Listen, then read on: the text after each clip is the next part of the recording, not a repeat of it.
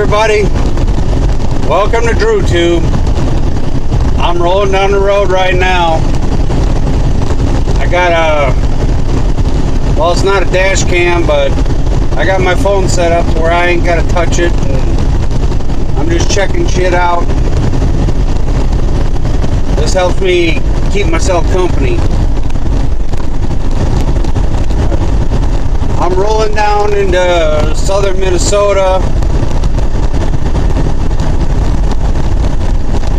going into Iowa. Iowa's a nice state, but it kind of fucking sucks for reception, so I'm not sure when I'll be able to send this one off. Upload it to YouTube.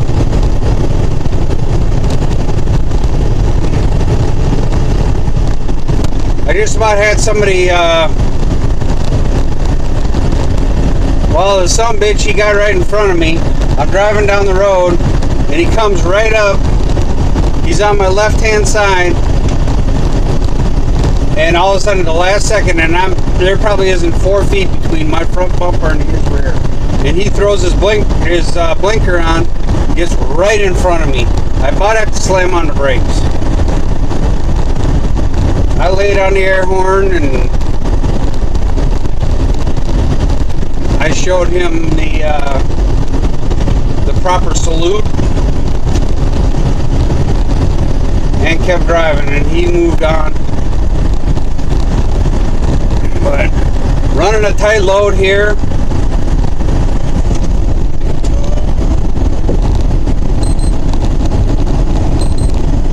I got 298 miles to go. I got 6.5 hours left on my clock. That means when I get there, I'm gonna be sitting there for about a day and a half. That kind of sucks, because there ain't shit down there.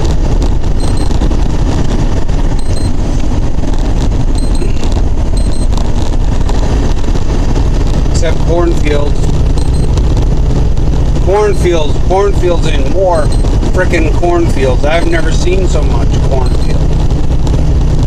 It's like everywhere you look. I think that's all that they grow there. There's some starchy motherfuckers.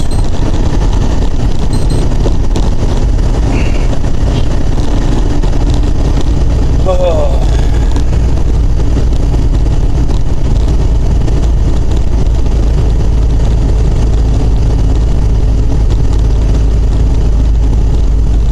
Don't you love how people have cars and whatever they're selling, I mean, they got that motherfucker plastered full of shit. You know, they might be selling,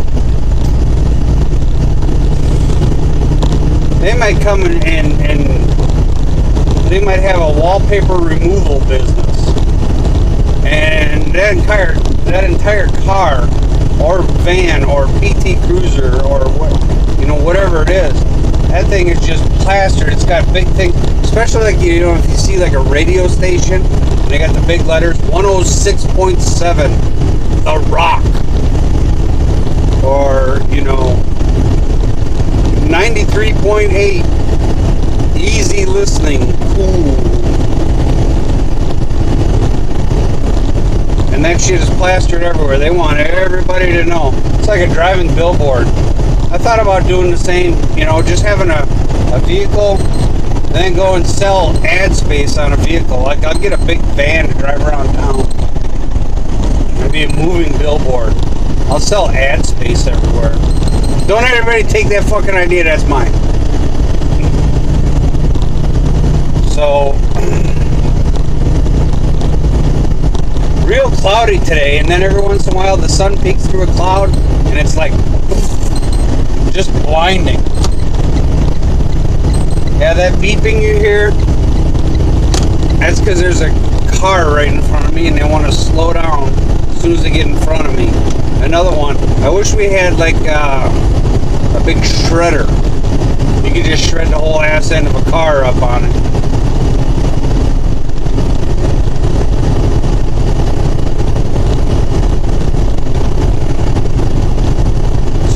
here in Minnesota, I have to admit, it's getting a little bit chilly. I actually had to wear a jacket today. I'm still wearing shorts, but I had to wear a jacket today instead of just, you know, going, showing the guns.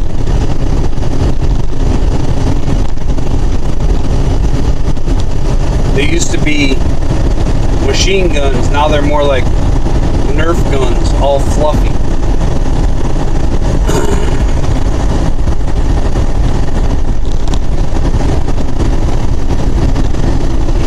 There goes another one.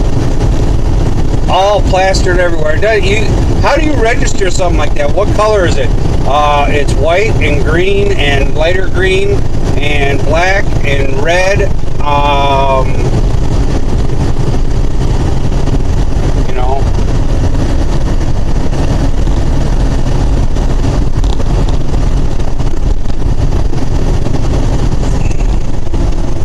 I got this guy in front of me. He decided he wants to exit.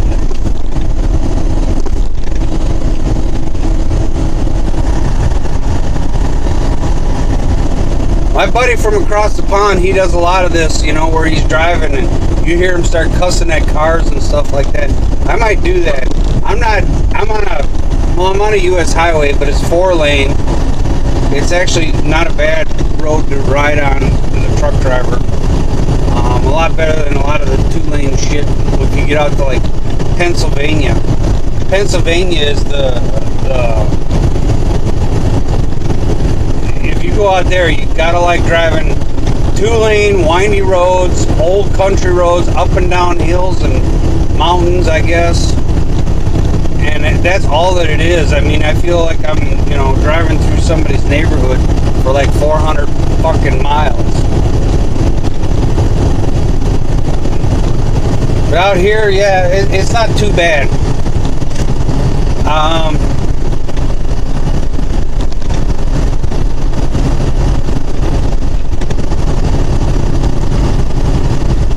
So if you're watching this for the first time, be sure to like and subscribe. I promise you these videos are going to get better. Right now, this is my therapy.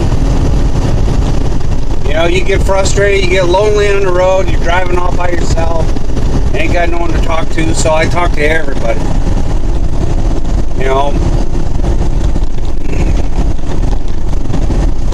I want to do some other things other than just sitting in a fucking driver's seat.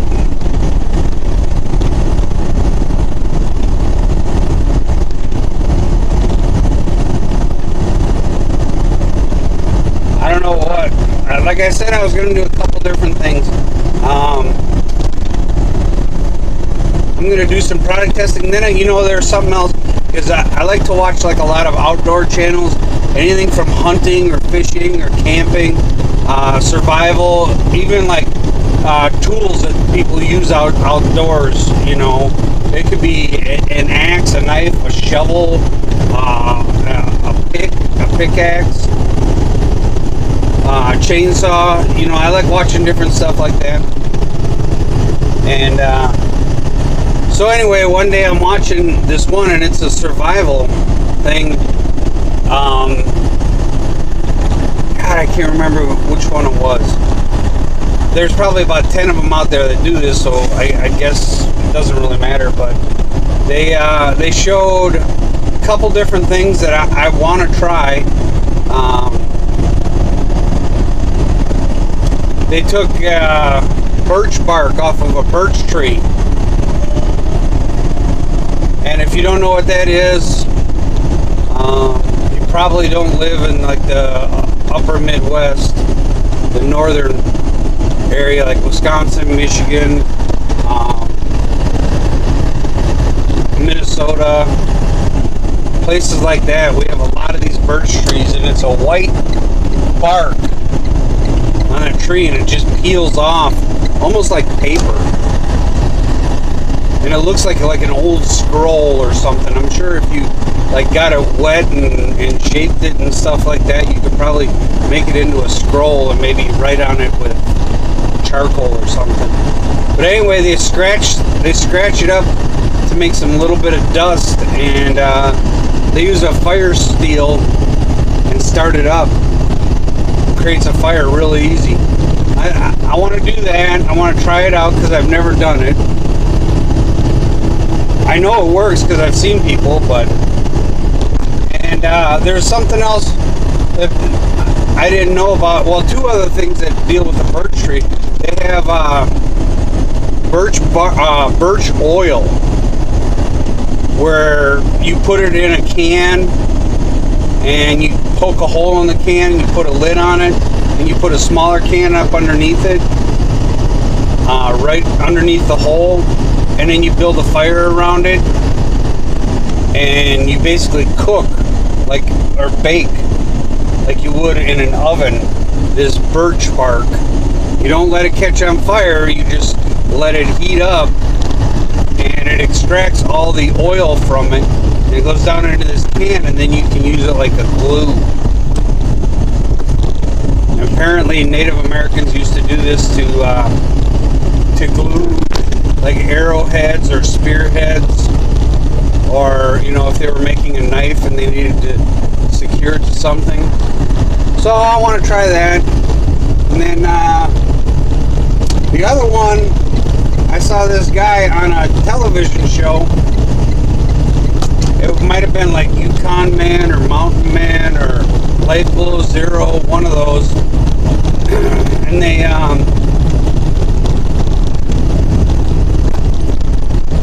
the guy on there, he poked a hole in a tree and he drained the sap out just like you would on a maple tree.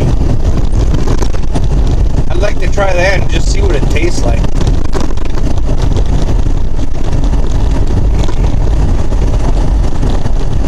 So, anyway, that's about all for this one. I'm gonna go ahead and try to upload this. I don't know if it'll take. I don't know what my